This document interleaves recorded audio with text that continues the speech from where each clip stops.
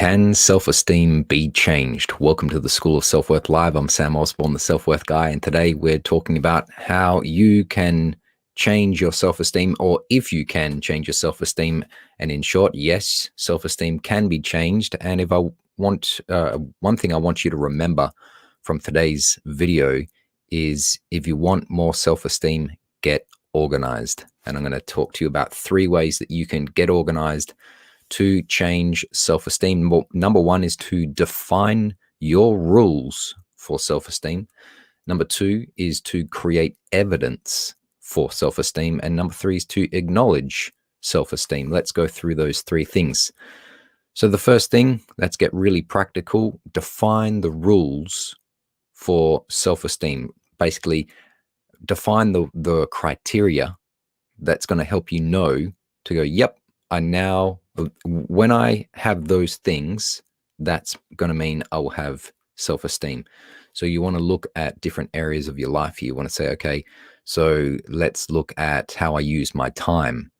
And you think, okay, how can I use my time to increase my self-esteem? Or what would I need to do with my time? What would be a good use of it that would increase my self-esteem? You might think, okay, do the things that are really important and avoid the distractions. And you could say, well, if I do the things that are really important to me, that's going to be a rule that increases my self-esteem. I go, when I do that, I know that I'm looking after myself. I'm doing things for me. I'm increasing my worth, not decreasing it by doing things that are a distraction to me. You could also think in terms of, what are your rules for your body self-esteem?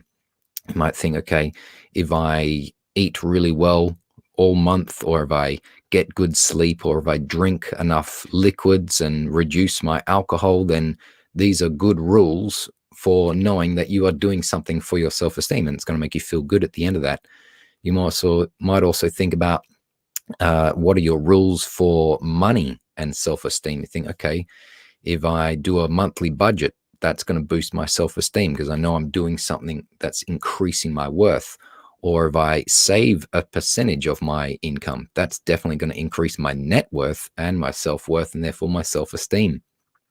Remember, self-esteem is an estimation of our worth, and self-worth is the actual amount, if you like, of worth. And you might be also thinking, what are my rules for my business and self-esteem? You think, okay, if I can make this amount of sales per month, that's going to definitely increase my self-esteem.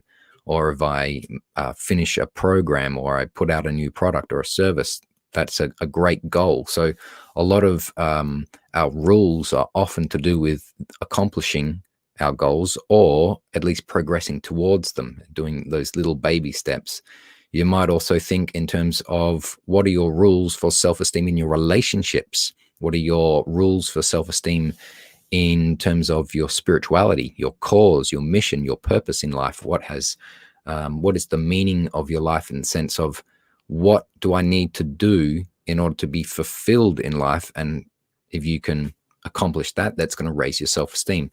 You can also do the same thing for your education, for your mind. You can think, okay, if I read a book every month, that's going to be great for my mind. That's going to boost my self-esteem. So now, once you've defined your rules for self-esteem, now you need to go and create the evidence for it, right? You need to go and back it up. So you take all of those rules and you think, what are the things that I need to do physically, tangibly, concrete examples of evidence that are going to make me just say, yep, there's the evidence for my self-esteem. I'm doing these things, and you prove it to yourself. So that's a really practical way to do it. So let's say, let's take money. You want to, okay, my rule for money and self-esteem is, if I can save 10%, 20% of my monthly income every month for, a year or something, that's going to boost my self-esteem. I know exactly how that feels. I did that for a couple of years, and it feels great to save your money. So it's definitely going to increase not only the bank account, but your self-esteem. You might also think in terms of, what can I do for my body to boost self-esteem? Well, you can track your belly. I track my belly. I measure it every month, get out the measuring tape, and you just write it down in a little spreadsheet, and you just write down every month how much the number, and that can be evidence for doing something for your body and therefore increasing self-esteem.